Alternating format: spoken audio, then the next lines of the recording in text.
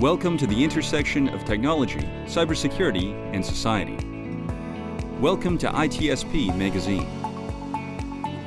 Thank you for joining us for this conversation.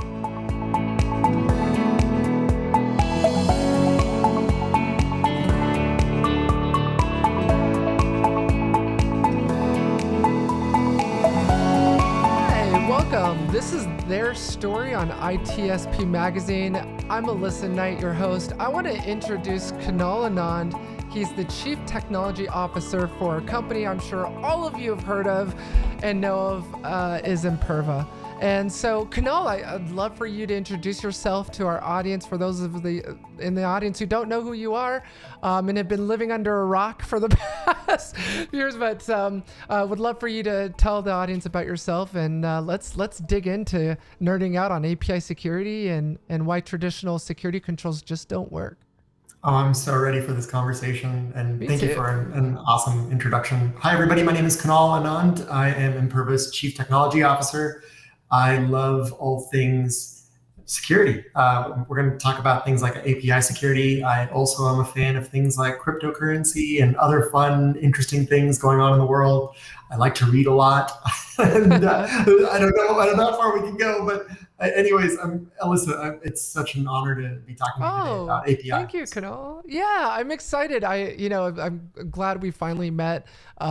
So yeah, I think this is something you and I can easily nerd out on for hours. So we'll try and keep it succinct for our audience. But let's talk about the theme, which is API security. And a lot of you know me as an API hacker. I'm writing the book on hacking APIs. In a few days, I'm going to be dropping a year of research on hacking healthcare APIs, specifically Fire APIs. But a lot of those APIs that I hacked were actually secured with web application firewalls. And I use floating quotes because I feel like so many buyers and so many CISOs just don't get it. That they think because it speaks HTTP protocol, they go to what they have known historically to secure web servers with, which is a WAF. Kunal, can you just kind of give us a deep dive into that and why they don't work and what's wrong here? Yeah, it's the impedance mismatch, right? It's just because it speaks HTTP doesn't mean that you actually understand the intent of an API request or an API response. They're ultimately very different.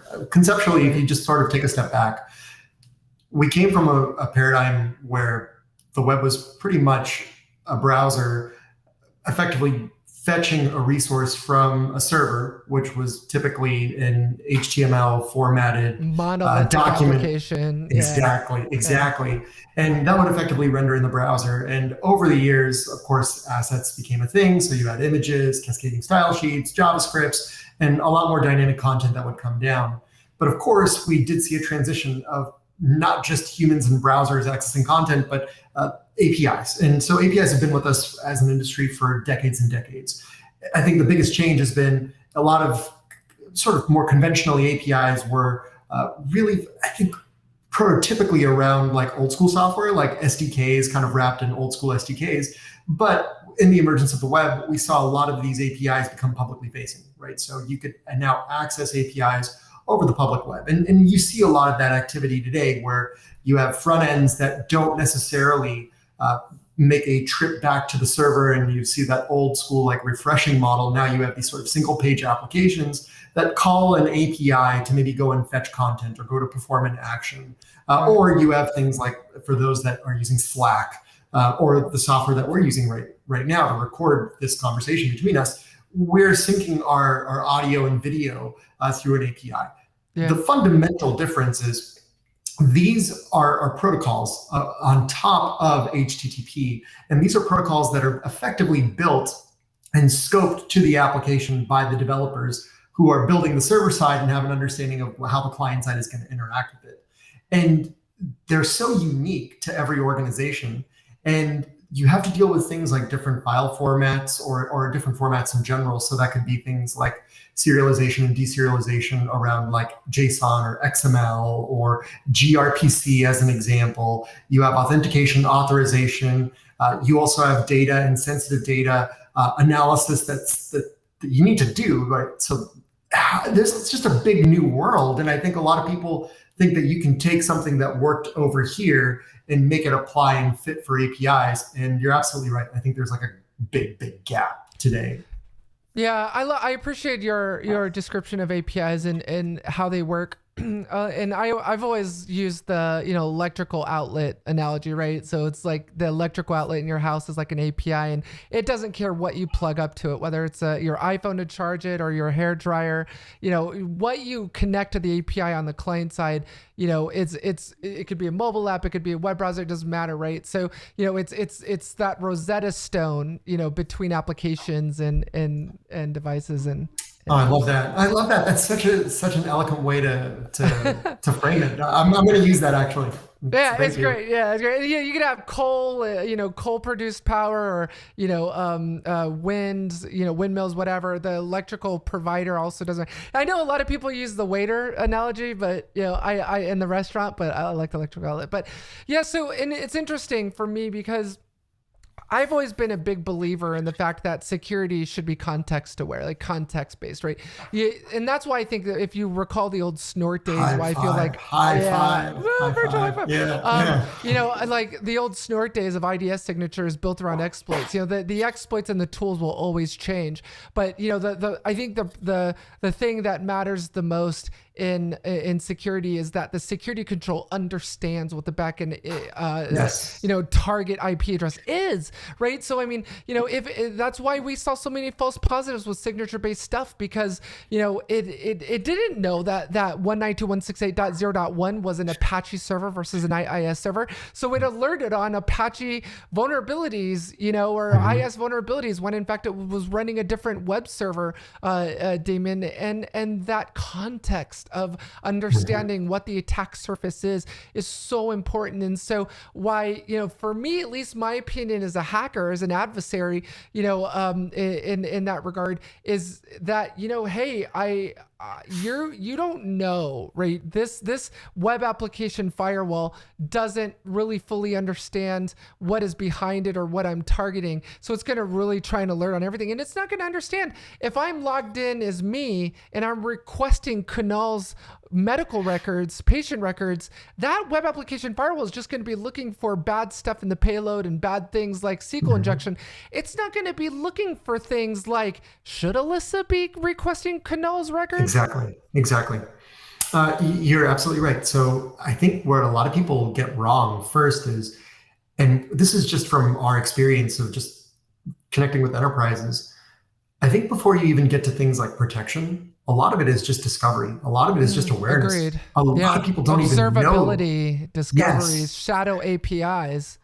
Bingo. Like so many people don't even know that they have these things out there. And then they don't know within the APIs, the various endpoints that are exposed. So when we talk about endpoints, let's say you have api.foo.com, an endpoint could be /bar/baz or whatever it might be.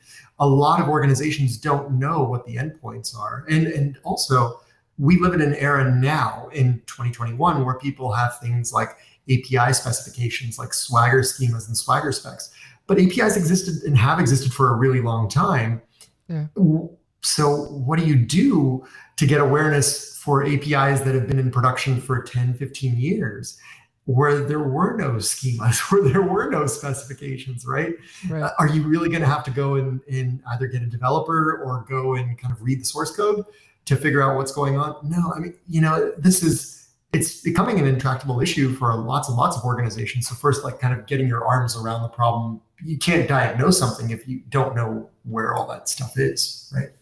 So what's your opinion on the whole WAF narrative, right? So, I mean, I'm a big believer in security controls should be like layers of an onion, right? So what is it that you're trying to protect and build up from there? Because we all know that, the old concept of the castle protected by the moat is gone. right? Data's everywhere. It's on everyone's devices. It's in the cloud. It's in S3 buckets. It's everywhere. So you can't really try and keep it in one place to secure it. With WAFs, I'm a big believer in security controls and layers. I mean, are WAFs bad? For those who are listening, should they just completely dismantle their WAFs? What do our listeners do if they do rely on WAFs today? Yeah, I mean, so maybe a couple of reactions, and then I'll go and directly answer that. I completely agree about contextual-based security. I'm wearing a shirt right now of the company that I co-founded back in 2012, 2013.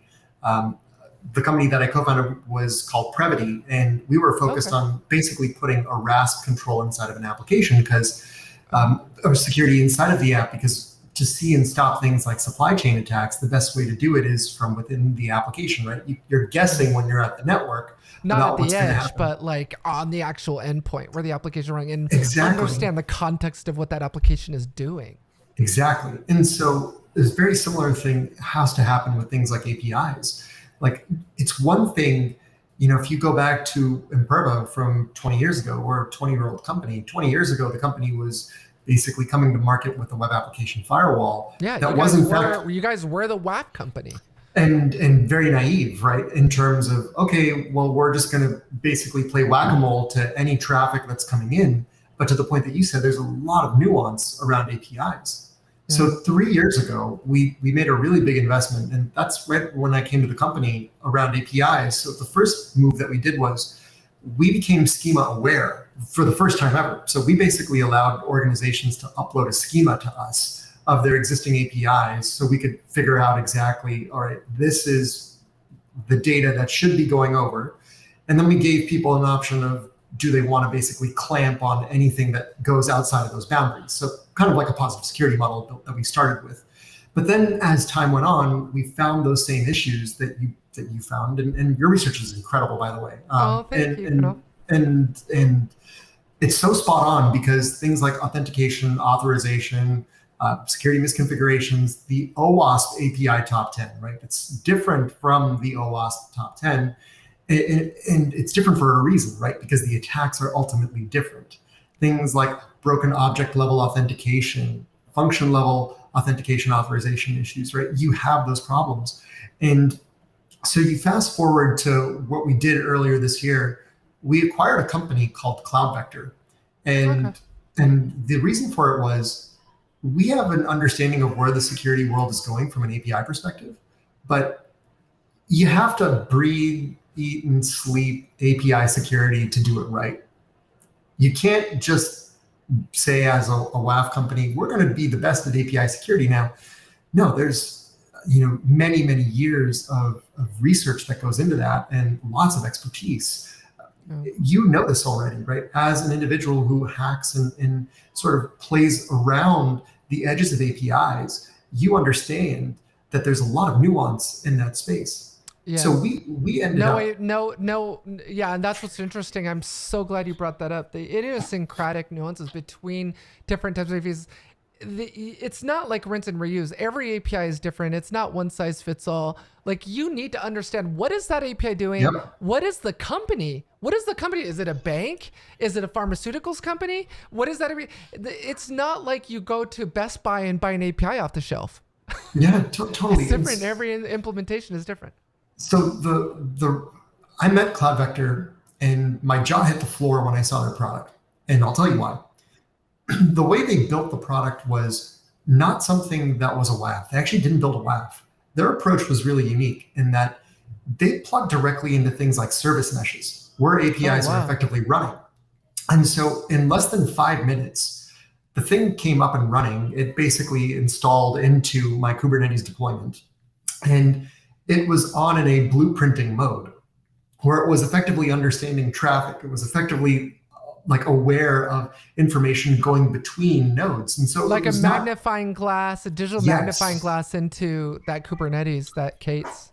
And it was beautiful. It's the first time I ever saw this, where I was seeing data going between APIs, between microservices. Wow. And it wasn't just the fact that I'm seeing a request going from one place to another, but I am seeing full JSON blobs and containing sensitive information. And here are the users that are making those calls. And that's when it was like, okay, this is great. This is the future, right? The future is if you want to better protect APIs, and I love the layered approach, you need to be very contextual. And so the most contextual thing that you can do for API security is to be right next to the API itself. Of course, if you can now then theoretically lift and shift some of those capabilities back at the edge, you should, right? Because again, I agree in the layered approach model, which is you want to try and block as much badness all the way out at the edge, right? For things like DDoS and volumetric stuff. And so synthetic traffic, don't even let it in. Yeah, and Kunal, like you make a good point. You know, with especially when you're talking about a microservices architecture where you have the things, APIs all over the place. You have microservices, you've got Docker containers everywhere. You know, I used to work with organizations where they would have several dozen. Kunal, it's like I'm working with a company that's got over 1,600. APIs. It's insane. And, being that close to the application, I agree with you. Observability. And my favorite saying, Kunal, you can't protect what you don't know you have. So that observability is huge. Yeah, I totally agree. And it's interesting because I think we're now seeing the emergence of a sort of new category within security where for the longest time, it was either you're going to protect stuff or you're going to monitor stuff. But monitoring wasn't anything more than it triggered some sort of rule or it triggered some sort of signature. We just didn't take an action. What you've been saying on this call, and I totally agree with, is observability. And we're seeing security observability at that becoming more of an important thing. And what we're finding, especially when it comes to APIs, and I'd love to get your perspective on this as well, but what we find when it comes to who thinks about API security today in 2021, going into 2022, who thinks about API security in an organization? And what we're finding is that it's actually not the sort of traditional security team that's thinking about this stuff. It's like this interesting confluence of like product-minded folks. Also, we've obviously seen DevOps become a thing, but I'm now seeing more SecOps. So the sort of the overlaps of security teams and operations teams trying to better understand what's going on. So the ops teams want observability and the security teams want that data as well, because there's a lot of information you can glean from a security perspective. But that's just what I'm seeing. What are you seeing in terms of API security and who's talking about it in organizations today? Yeah, so that's a really interesting question. And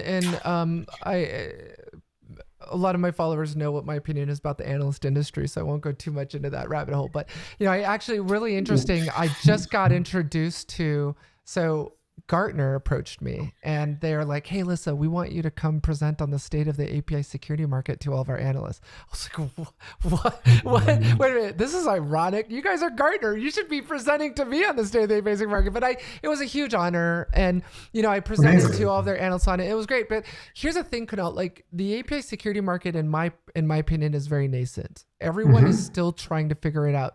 A lot of our clients at Knight Inc. are API security vendors, and every vendor is taking a different approach to API security, on the edge, in line, passive, inside the app.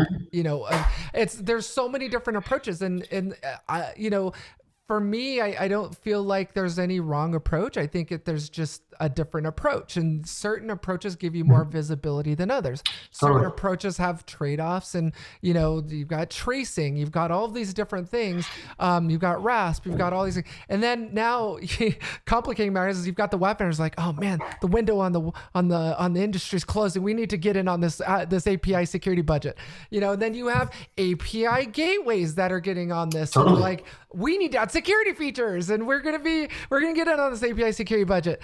And so I think the market has an identity crisis, and it's really trying to figure itself out.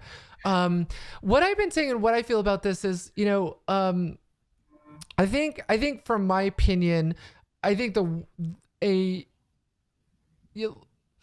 understanding that there can be a difference between what your backend API supports and what your Swagger file or contract states is a huge problem. Misconfiguration is a huge problem. Yep. And the other thing, Kunal, is I'm actually going to be keynoting at Money 2020. I'm so excited about that. But basically, I'm going to be unveiling all my research into hacking banks and how I was able to transfer money in and out of accounts and change PIN codes of any bank customer through APIs. And people don't understand how much of our plumbing in our world today in the financial services and healthcare sector is APIs now. And you can do so much with APIs, from controlling cars, like my law enforcement vehicle hack, where I took remote control of law enforcement vehicles through the APIs, to hacking banks and healthcare. But one of the biggest things that I can tell you, Kunal, and I think the long-winded answer to your question is this: we're doing a great job at authenticating. We're doing a really crappy job at authorizing. I love that. So I think developers get authentication. Like, we need to authenticate who the hell this is, but we're not authorizing what Alissa is allowed to do once she's authenticated. Yeah, so I totally agree that there's in terms of the delineation of our success doing auth-n versus auth-z, and on the auth-z side, we've totally failed, right? As an industry, we've completely fallen down. When you were bringing up the concept of sort of marrying APIs with infrastructure and plumbing, one of my mentors, he taught me this lesson. He's like, no one ever really complains about their toilet until it breaks, right? Like, it's the same deal with things like APIs. People don't really talk about APIs unless there is a problem or there's a net new capability or feature associated with it, right? It's kind of what it is. We take it for granted.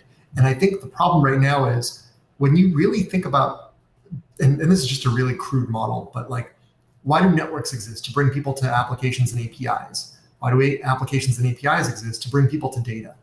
Ultimately, why do people compromise APIs? To get to data, right? That's why they do it. Yeah, exactly. And it's interesting that you bring that up. And I'm sure you saw the Akamai report that came out, where 82% of the CDN traffic is API traffic now. Kunal, that means that more than half of the internet traffic now is not human to application traffic. It's just insane. So I agree with you completely. And I'm wondering, like, where do we go from here? And I agree with you, because data is worth more than oil, right? Let's all be honest. Let's point the pink elephant out in the room. Before 20 years ago, it was hackers defacing websites. More elite than thou. Rafa was here. Now it's how much money can I make from this? And then now it went from monetizing that data once you steal it to double dipping and ransom, leak and lock. Like, okay, I'm going to ransom you and get a payout from that. And I'm also going to leak it and sell it on the dark web and get money from that. And it's all about profiting off that data that you bring up. Is, it's all about profit now. It's not, all Des defacement mirrors are gone, right? Strad, I remember, do you remember like the RSnake XSS cheat sheet from back in the day? Yeah. Of course. Rainforest Puppy and, all like traditional websites. It's now all gone to like hackers needing to frickin' learn Postman. And like JSON, what do you mean? What is JSON? And like freaking out when they see JSON. But I mean, it's now, it's moved to fuzzing and okay, content discovery on APIs, and what the hell, how much that has changed from content discovery on web servers, unlinked directories, unlinked files, to unlinked directories and files on a freaking API. Yeah, and it's like, it's just changed so much. And I agree with you. Like, I've run into, and we haven't talked about this yet, like the companies that outsource their API development. And then, so this talk that I'm going to be unveiling is the bank actually outsourced the development of their APIs and their mobile apps to this company who rinsed and reused the code for 300 other bank APIs. Oh, lovely. And so what about keys? Yep, exactly. Hard code keys and tokens in the app and all this other stuff. Like, it's insane. And I think we're just, it's like you and I have been around about the same amount of time in the industry, and you remember this. Like, we are repeating the sins of our fathers. Like we are committing the same cardinal sins in development, like hard coding credentials and API keys and tokens in our apps.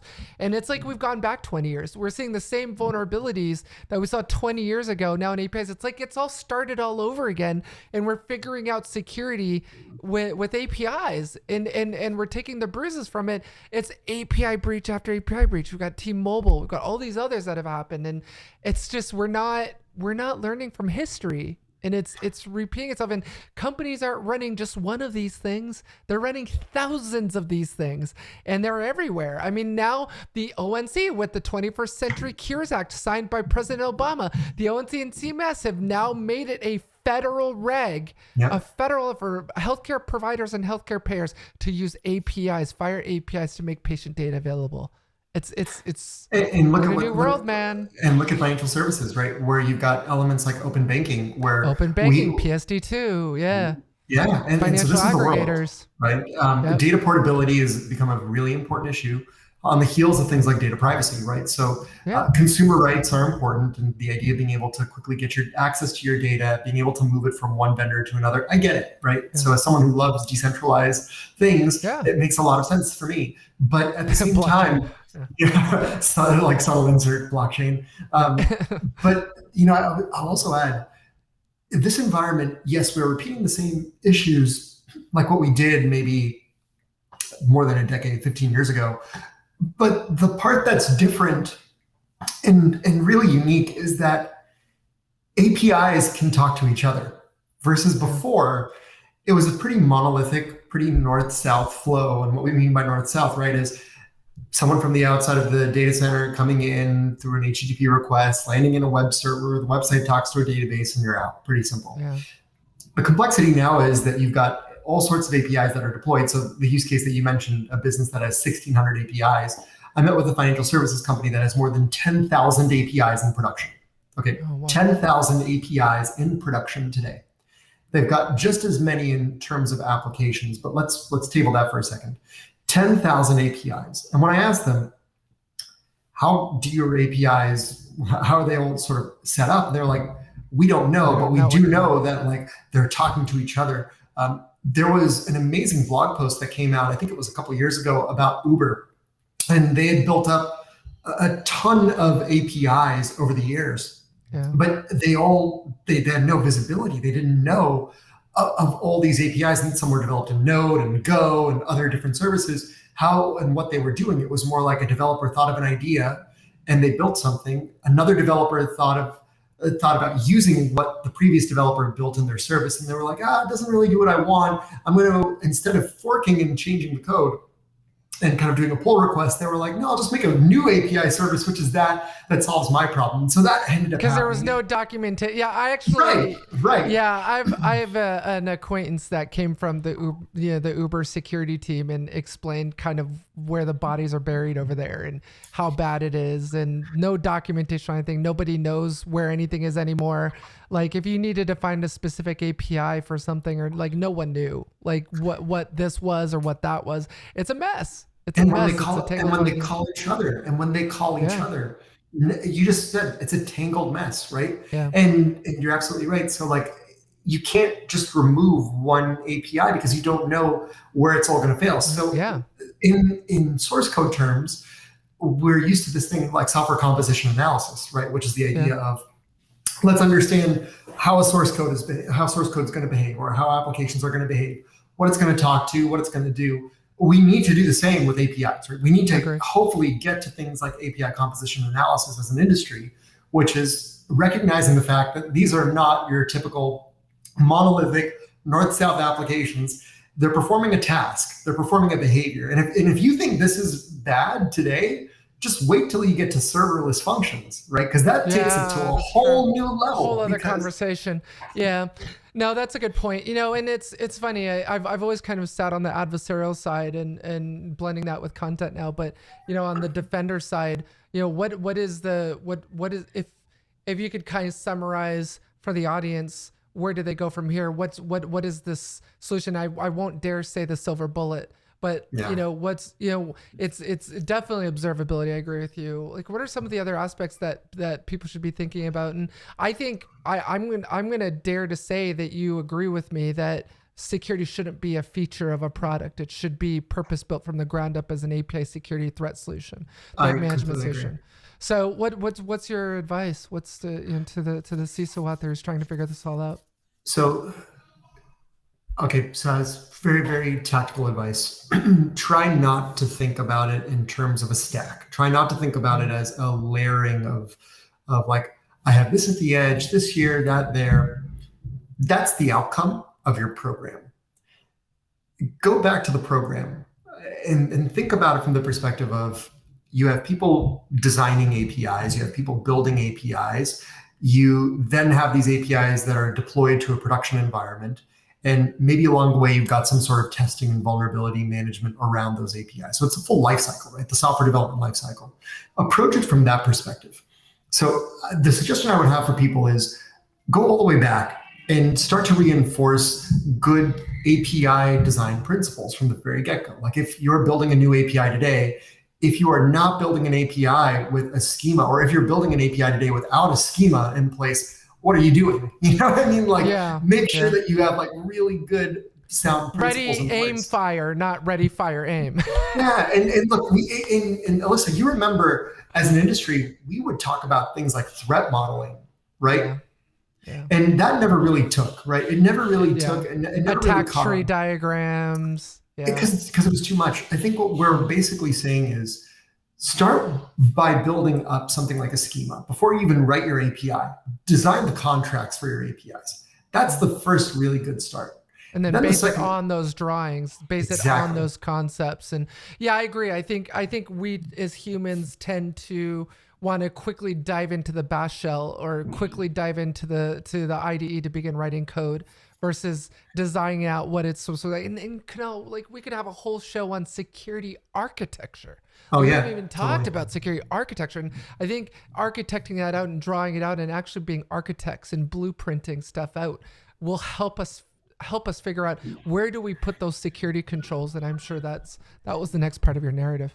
But I think a lot of people are too ineffective at getting that work done. And I'll be blunt. I think a lot of people are afraid to do architecture meetings because, they're worried about their ideas or the things that they're coming up with being torn down. Human emotion comes into play, right? Because it's their baby, it's their project. And so we're not, if you think about it, like as an industry, we really, really, really stink at giving constructive feedback. No, I'm serious. Like if you go back, like why is security, and pardon the language, but like why is security crapped on by developers and operations teams inside of organizations? I've been in this position. And the reason is as security, we're not sensitive to the fact that this is someone's product. This is someone's thing. This is what someone has spent a lot of time building and designing. And here comes security basically saying, this sucks. This doesn't have this. This doesn't have that. Scrap it all. I got to rebuild it from scratch. Or you got to think about it from their perspective, which is like, yeah, I don't want to work with you because you're going to come along and completely hurt this thing. And so that's why you need a tighter partnership, which is more around, listen, this is about making us better, right? This is about it's not us versus them. We're all in this. We're all, and I'm always saying this, how do you on the battlefield, how do you defeat a much bigger, more resourced, better weapons, instrumented enemy? You turn them against themselves. And that's why I'm such a big advocate for inclusion. They want us to say no women. The adversary wants us to say no LGBTQ. They want us to turn against ourselves and because that makes us weaker, it makes us smaller. And so that's why I think inclusion in cybersecurity is so important, because we are all defending ourselves against a common enemy. We all need to be a part of the solution. And I love the narrative that it sounds like you subscribe to my same school of thought, that it's shift left to shield right. And it's starting from the design and architecture and weaving security into that fabric all the way up to post-deployment. But I know, I'm really glad we finally met. I'm shocked that 21 years later, I'm meeting you for the first time. You're my spirit animal. So this is great. Like, this has been great. But I know we're kind of running up to the end of the show here. But how can people? I guess this is what I would like to do. I would like you to bring us out on sort of how Imperva is just reinventing itself, really, kind of, because Imperva, I think historically, and forgive me if this is unfair to say, but I think historically Imperva has been viewed as the WAF company. And so how is Imperva sort of reinventing itself and rebranding itself in this new era we're in of API first? Yeah. So first of all, it's insane that it's taken us 20 something years to do this. But we found each other, right? Yes, and that's important. Definitely. And so here's to many, many more fun experiences and conversations. The second is, you're absolutely right. 20 years ago, Imperva helped build the WAF industry. And, I think for years it was synonymous with, oh, you're the WAF company. Well, no, we're not the WAF company. And over the last few years, we've really understood that it's not about the feeds and speeds. I think a lot of security companies get so trapped and so locked into what it is they do, but it's not, they sort of fail to kind of take a step back and look at the perspective of like, what are we actually helping businesses accomplish, right? And the way we think about the business is we protect data and all the paths to it. And those paths could be through applications or APIs, right? And the best way to protect things like applications, APIs, and data is through a defense in depth approach. And so the way we think about it as a business, if you want to protect an API today, you want to do as much as you possibly can at the edge. We're not discounting that at all. And so there's elements of having a web application firewall that may be helpful, right? So the idea of maybe you are able to remove things like injections. Maybe you're able to remove, script kiddie attacks, volumetric attacks at the edge. Great. But if you want to go a step further, and we definitely encourage people to do it, then you need to have that context. And that context means deploying something in or around the application or API workload or a serverless function, whatever that might be. And going beyond that, if you're really worried about data, it's about having a sensor or something around the data store, which could be structured, semi-structured, or unstructured data. But the idea is, we believe in a defense in depth approach. We're not just a WAF company. Ultimately, what we do, as I said, we protect data and all of the different paths to it. Those are just different mechanisms. And some people can have them all. We have many organizations that have them all, or some that just pick what they need. Some that will just say, you know what, I need to protect APIs. Therefore, I will just use this API security solution. Totally fine with us. But the point is that we recognize that the world is totally different and that you cannot have, a single sensor to rule them all. That just doesn't work anymore in 2021. And I think we're going to see more of the ecosystem becoming, and this is going to be interesting and it's going to be fun, becoming more polyglot in terms of different languages and frameworks and technologies that are being used. And at the same time, also more diverse in terms of different opinions and different ideas in terms of the way that things should and will be architected going forward. And I think those two things together are going to make our careers more interesting, hopefully, for the next couple of decades. And certainly on the Imperva side, the way that we've been steering things as a business is, as those changes are happening, we want to change with the world. And I think that hopefully that narrative in terms of how we think about ourselves, how we think about the business, is coming across relative to the change that we see happening today. Yeah, well, a lot of you heard it here first. It's about context and security. That's really, and securing the highway, not the cars, right? The communication pathways for that data, because that's what it is. That's what adversaries are going after. They want your data.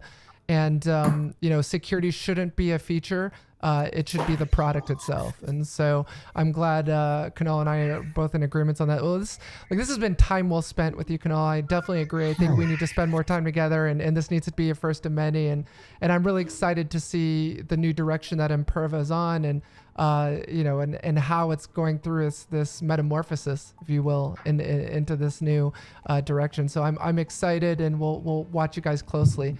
So thank you very much for being on the show today. Thanks. It was a pleasure chatting with you, and here's to many more. Definitely. Well, this has been Their Story on ITSP Magazine and Alissa Knight with Kunal Anand. Thank you for joining us today.